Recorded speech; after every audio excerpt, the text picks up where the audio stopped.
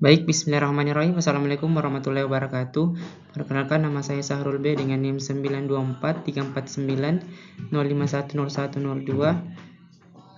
Prodi Pendidikan Guru Sekolah Dasar, Fakultas Ilmu Keguruan dan Ilmu Pendidikan. Baik teman-teman, pada kali ini saya akan mempresentasikan tugas dari dosen pengampu saya, yaitu Ibu Nurkia Mahamid SPD MPD, terkait dengan teori belajar humanistik di sekolah dasar. Baik teman-teman, selanjutnya apa sih itu teori humanistik?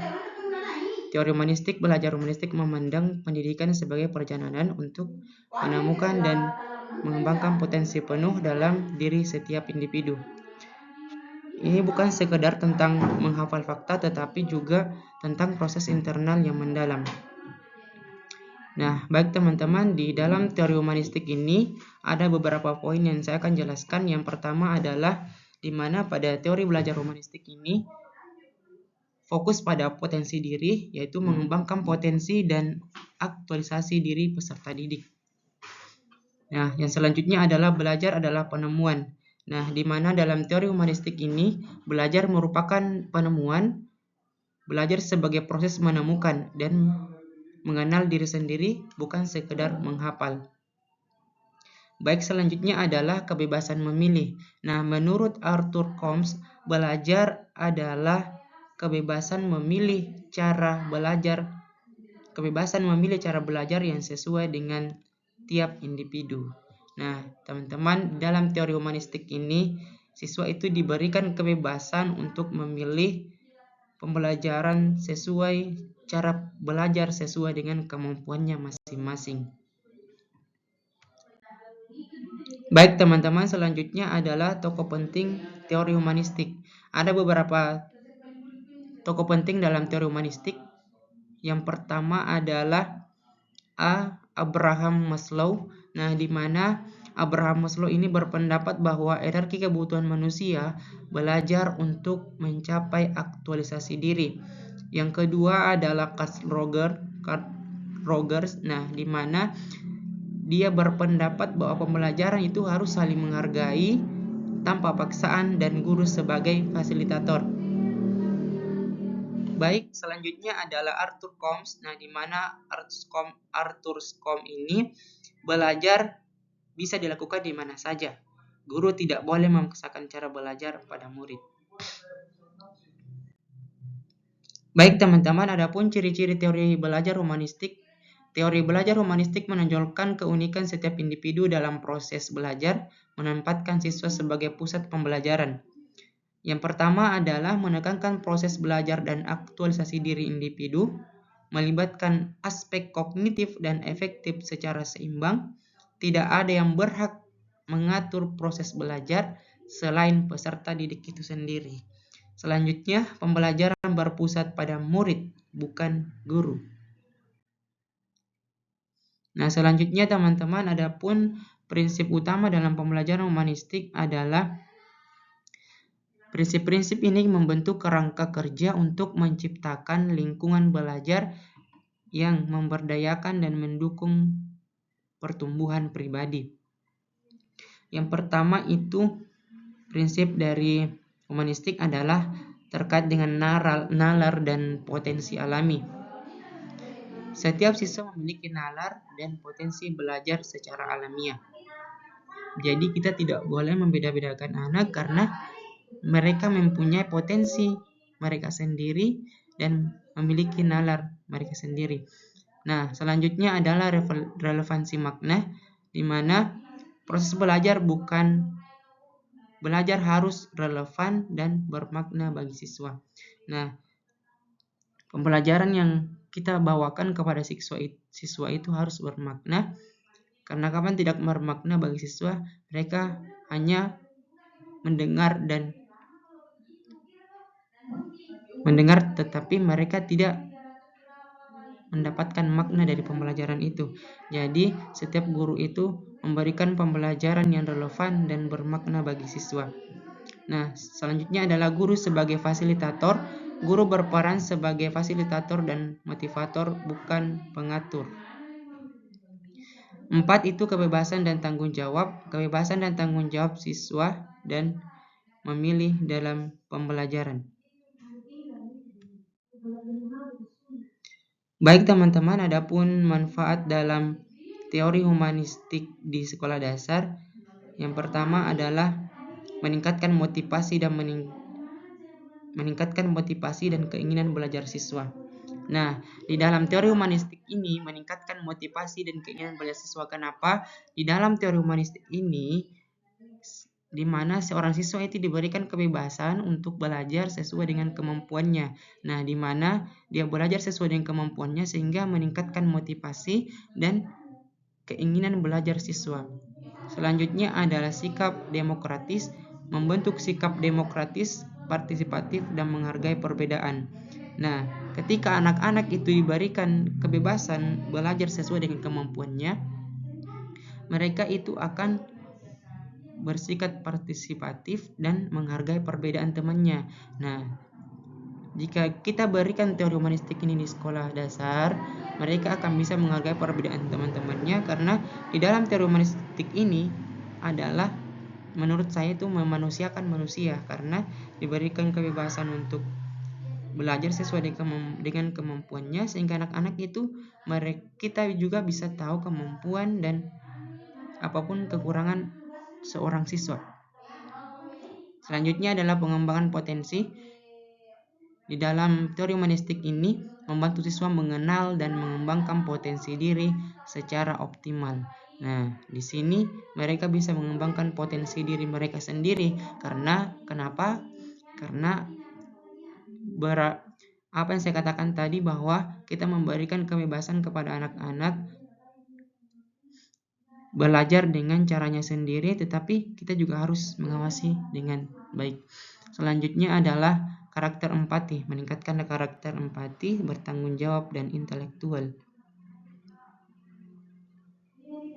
Dengan belajar teori humanistik, mereka akan merasakan tanggung jawab, mengembangkan karakter tanggung jawab dan intelektual. Nah, di mana pada saat mereka belajar sesuai dengan cara mereka sendiri, mereka akan belajar mengembangkan karakter. Nah, di mana karakter itu ada beberapa. Yang pertama itu disiplin, bertanggung jawab, dan mereka bisa menghargai perbedaan teman-teman yang lain. Selanjutnya teman-teman adalah contoh-contoh penerapan di sekolah dasar. Beberapa teori humanistik diimplementasikan dalam praktik nyata, menciptakan lingkungan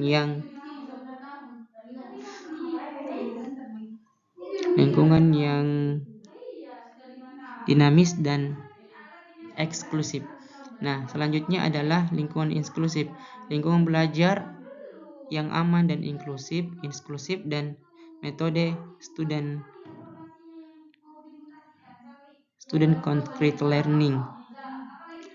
Yang selanjutnya adalah diskusi kelompok. Nah, di mana di dalam teori humanistik ini kita bisa menerapkannya dengan cara diskusi kelompok.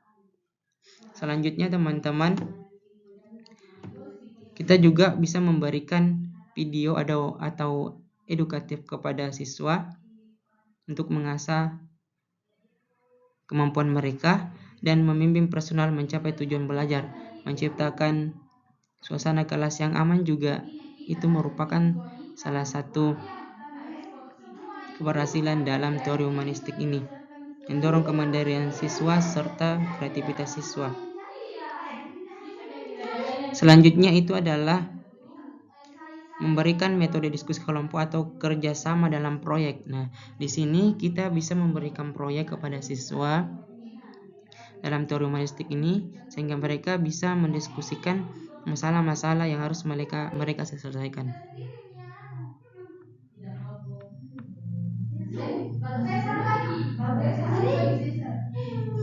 Baik teman-teman, selanjutnya adalah pendekatan fleksibel.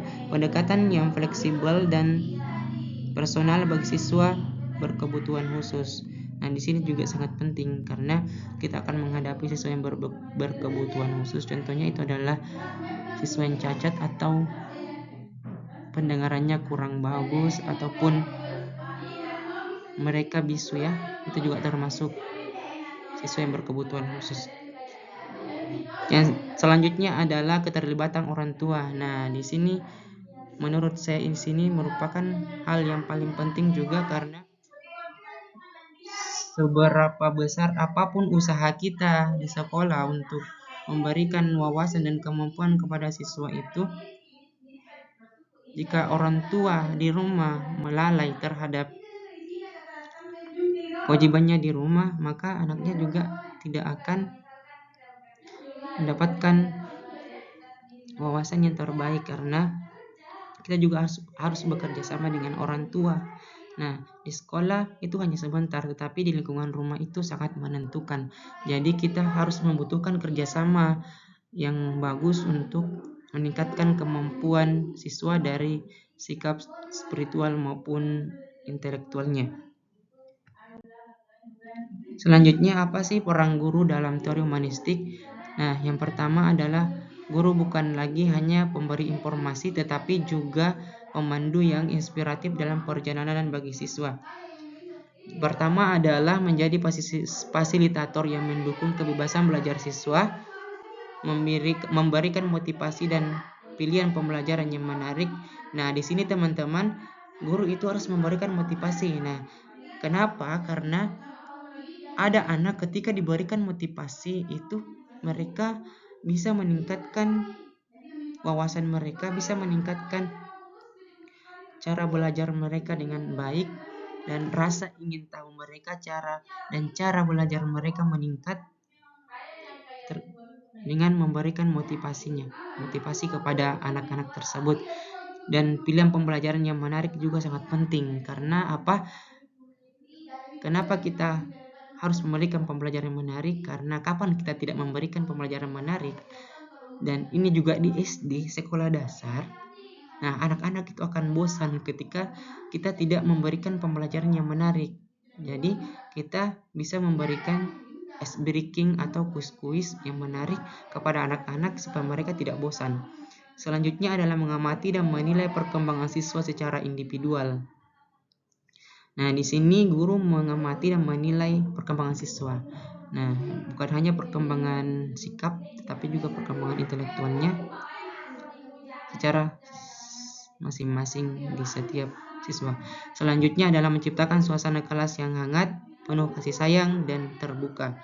Nah, di sini teman-teman, menciptakan suasana yang kelas yang hangat itu sangat penting sekali. Karena kapan kita tidak memberikan suasana yang hangat, mereka, menurut saya, kelas menjadi ruwet menurut saya, karena suasana hangat itu sangat memberikan dampak positif kepada siswa untuk belajar di kelas.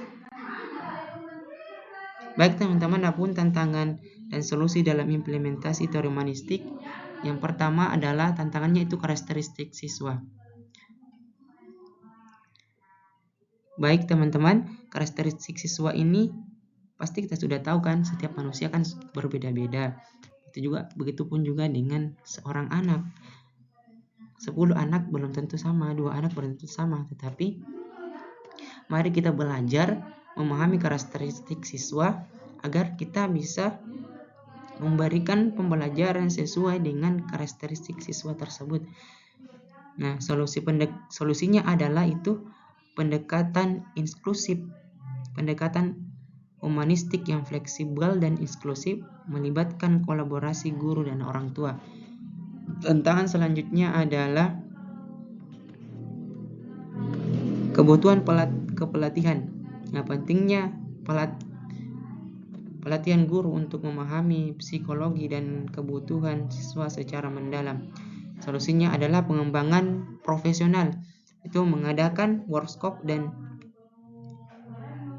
sesi pelatihan berkelanjutan untuk meningkatkan kompetensi guru. Nah, baik teman-teman, adapun kesimpulan dari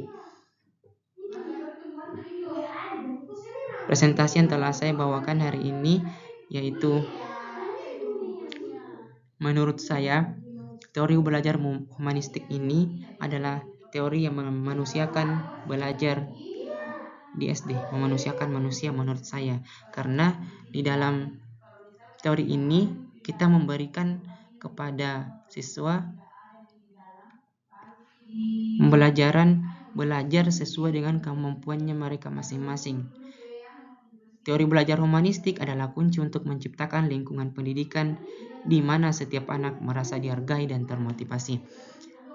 Teori belajar humanistik mengajak kita melihat siswa sebagai individu unik dan potensi besar.